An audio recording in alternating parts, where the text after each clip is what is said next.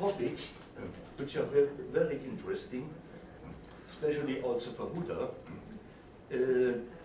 It's not included in this lecture today. Yeah. And the prognostic relevance of the flow cytometry for several tumor entities which are involved or are included the ploidy and the cell cycle analysis, but not only this. Several factors, as you heard and see yesterday, daily comes new factors for apoptosis, cell cycle progression, and so on. And today I will give you an overview and results from thousands of samples of different tumor entities. And I will start. The flow cytometry has become a very important methodology for studying cell growth, cell death, and cell progression. The major advantage of flow cytometry is that, as does not other method, it offers a possibility of multi-parameter analysis of several cellular attributes, including the cell cycle position. Important is the preparation, the marker, and the measuring is standardized by SOPs according to GMP and GLP. It's a good manufacturing practice and a good laboratory practice. And this terminology, you see, it's defined in 1984, and the guidelines for clinical DNA analysis was defined 1993. I was also involved by both lectures in US, in Los Alamos. This convention and the guidelines was described in these 2 years in Los Alamos. And it's worldwide, it's defined. This is very important, so you compare worldwide the results. Yeah. And this is a very important step to use results which are produced everywhere. A rule for flow cytometry diagnostic, it's compare histology and flow cytometry together. It's very important. And the pathology and the cytometry was close together for interpretation of the results. And the final diagnosis are made together, general. Otherwise, it's not possible. Only, the flow cytometry is an addition for the pathologist to solve problems which is not, which he cannot see in only a slide in the histology. What kind of materials we measured? Solid tumors as biopsies, cell cultures for research, natural suspension cells, for example blood. It's measured native, fresh tissue biopsies, or cryoconserved and stored at -80 degrees. It's possible to measure ethanol fixed samples. And for retrospective analysis, it's possible to use histological embedded material. It's not so easy, this method. You have to dewax the material. And it takes a long time to get single cells from this histological embedded material. And this is not easy to do, but it works. And it's reliable? Yeah. Yes. you manage to get cells that are not damaged and that give you... No, because the most histological material is fixed in formalin. Yes, And the formalin fixed structure, yes. it's ideal. Yeah, but I mean, you know, to remove the paraffin and again to Yes. break down What the you cells. need for a retrospective, you need 50 micrometer slides, Mhm. and normally 2 cell layers are intact, Yes. and this is enough. It's tricky, but it works. That's fantastic. The dysregulation of the cell cycle is a hallmark with checkpoints of human cancers. And alterations of these components of the cell cycle machinery and checkpoints signal pathways occurs in the most human tumors. Genetic modification result in a dysregulations of oncogenes and tumor suppressor genes, which has important implication for the optimization of current therapeutics regimens and selection of novel cell cycle targets. Inflammatory and proliferative components are involved in the pathogenesis of the disease. Assessment of morphological changes of the cells can give information on duration and intensity of the pathological process.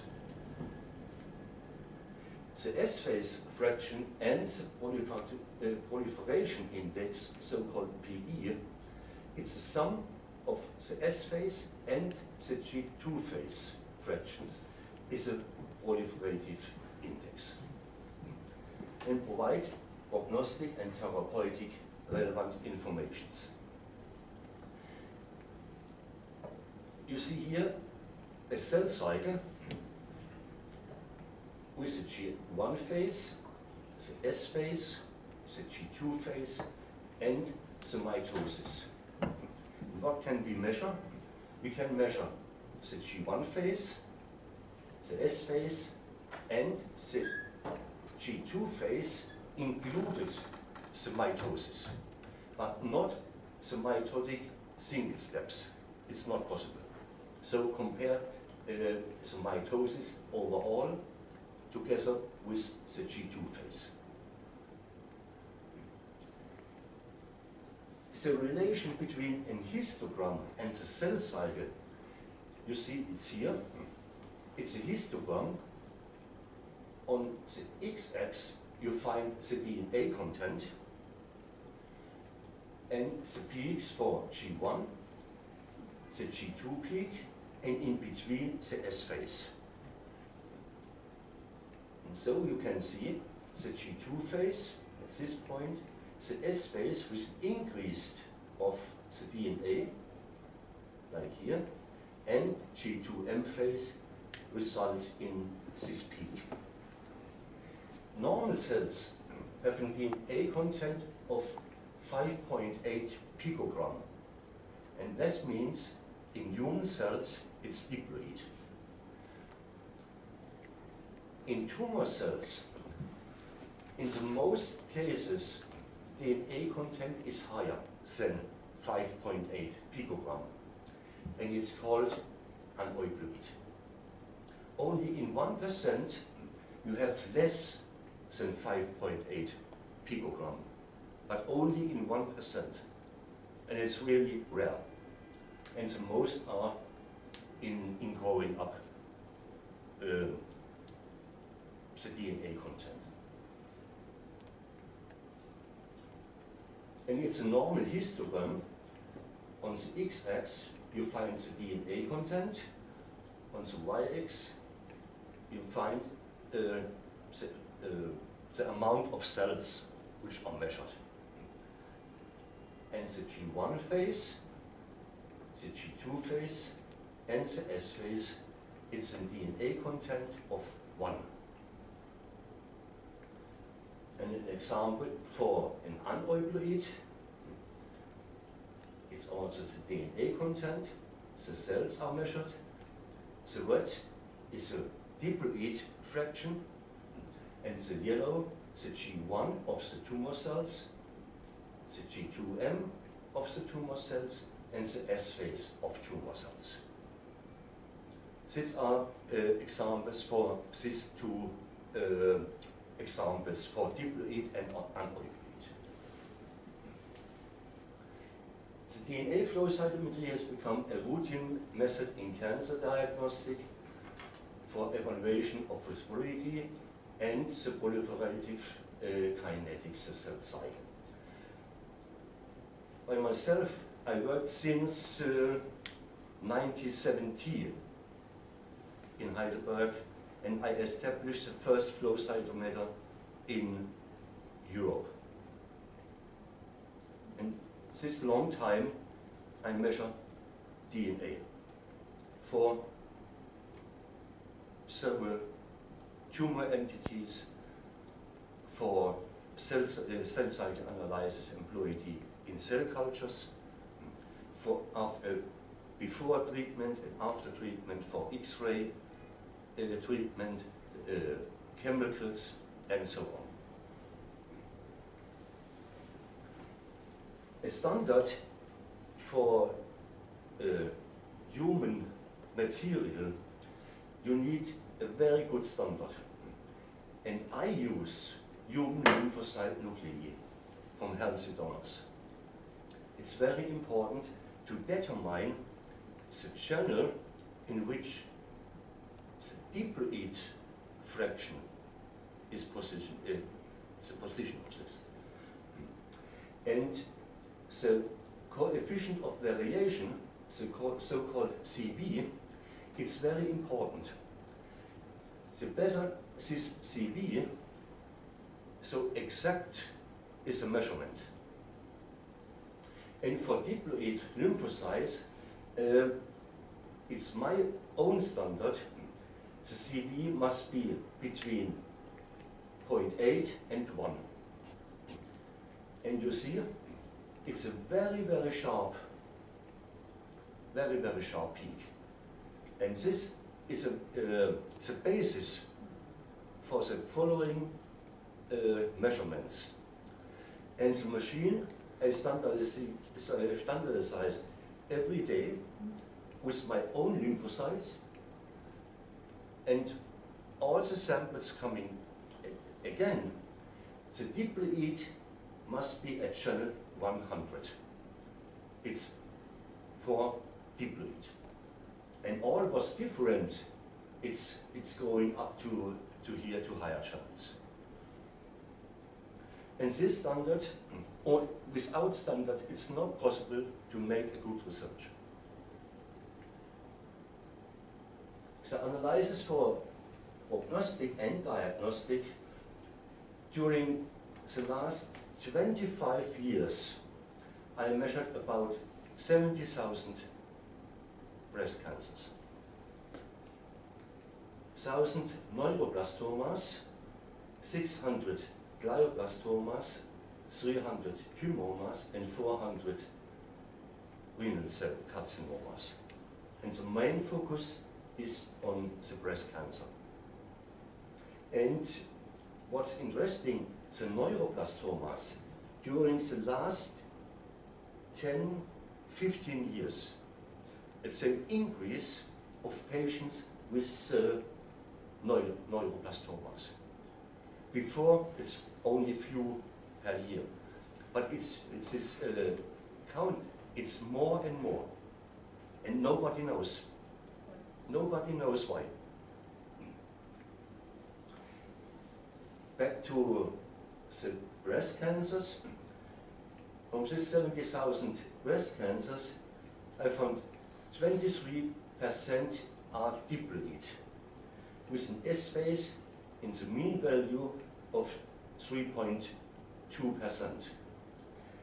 And 67% are aneuploid, with a much higher S phase. From these 67 aneuploid mammary carcinomas, we find hypotetraploid carcinomas with a DNA index of 1.7 in 79%. Hypodiploid, this means less than diploid, DNA index 1, it's 1%. The peridiploid, it's a DNA index between 1 and 1.1, we found in 3%. Exact tetraploid means DNA index exact of 2 in 8%, and hypertetraploid, that means more than DNA index of 2, we found in 9%. And this is an example for a diploid carcinoma, the G1 phase, G2 phase, and the S phase, and it's calculated the S phase 28.6%. In front you see debris or a little apoptosis. An example for an aneuploid mammary carcinoma, the diploid G1 phase, diploid G2 phase, in between the diploid S phase. And the blue is the G1 of the aneuploid tumor, the G2, and in between the S phase, also calculated. The calculation is made by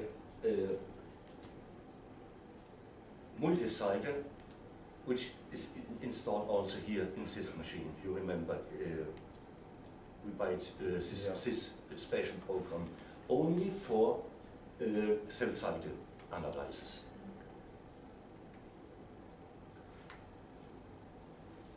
There are some examples.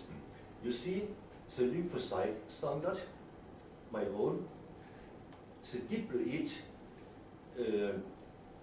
tumor,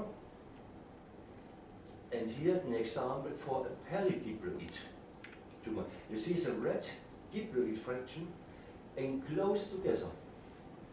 You see the peridiploid. Here is a DNA index of 1.3. Here is a DNA index of exact 2. And here you see polyclonal tumor. The red is the diploid fraction, blue is the first tumor fraction, and the green one is the second tumor fraction. So it means it's polyclonal.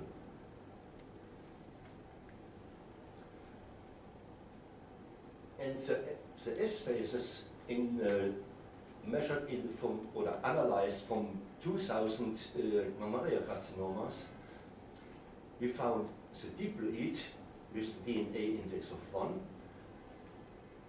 It's normal mammary tissues, ductal invasive, the S phase is a little higher. Tubular carcinomas, it's similar to the normal. Lobular invasive, it's much higher. And mucinous carcinomas, it's only very, very less S phase function. In peridiploid carcinomas, also the normal, ductal invasive, is a proliferation much higher than the diploid normal tissue, tubular, lobular, and mucinous. And aneuploid mammary carcinomas with an D index of more than 1.1, you see this difference, it's proliferating very, very much in contrast to normal tissues. And we analyzed 8,000 mammalian carcinomas with Kaplan-Meier analysis for surviving over a time of 5 years. And you see the complete is the G2M phase of diploid. It's a very good prognostic. Also for aneuploid materials, the prognosis is also very good after 5 years. The S-phase function, you see the diploid with a good prognosis, but the aneuploid, the prognostic is very, very bad.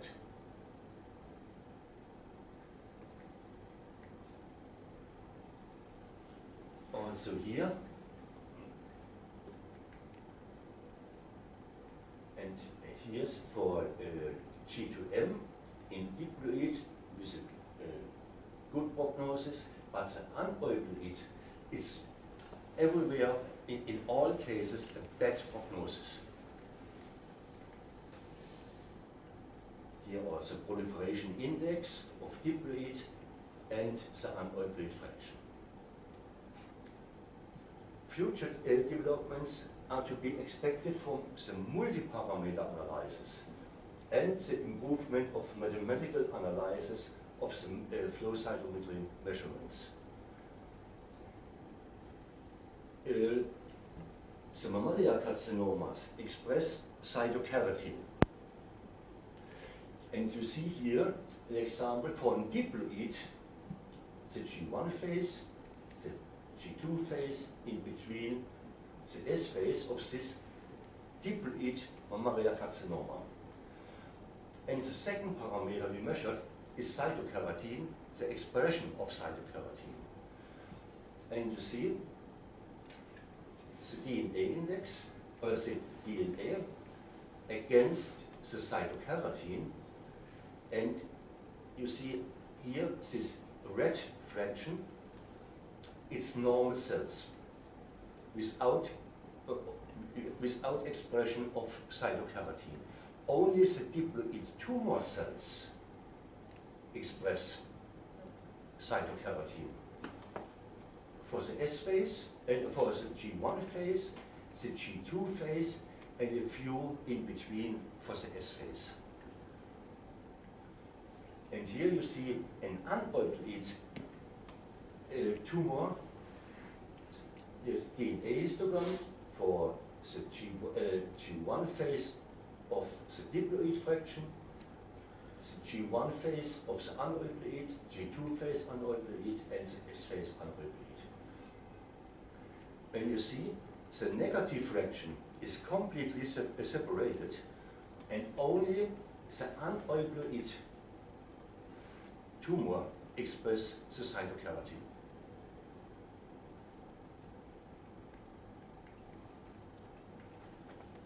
Apoptosis plays a major role in the pathogenesis of many diseases. So the apoptosis could be coming by itself as spontaneous apoptosis, or after treatment with X-ray or chemotherapy and so on. And for this, we correlate the spontaneous apoptosis in primary human breast cancer, and we measure the tunnel reaction. Tunnel reaction means we mark apoptotic cells and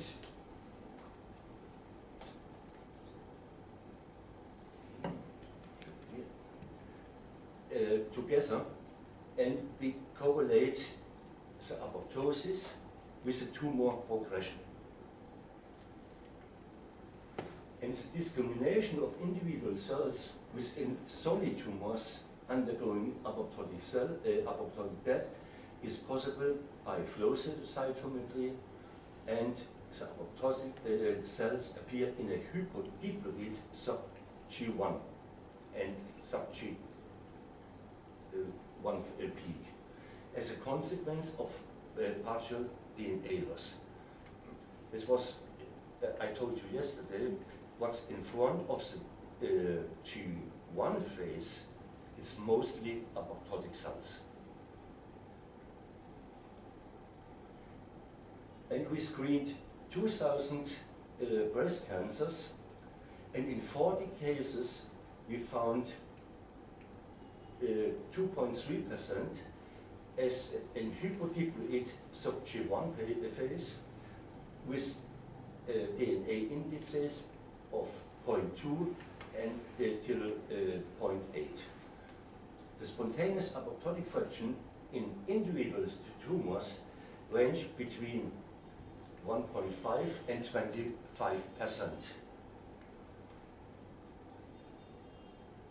DNA fraction was correlated with the corresponding cell cycle phases. Most of the tunnel positive cells contain a DNA index close to that of cells in the G2 phase and or in the late S phase of the unproliferated stem line. It's this high proliferation index corresponds well with an increased amount of tunnel positive cells. And we focused here to the cell cycle progression, the proliferating status, the fluidity, and the apoptosis. The tumor specimen with apoptotics present in 95% it's from ductal invasive carcinomas and 5% lobulaire invasive carcinomas.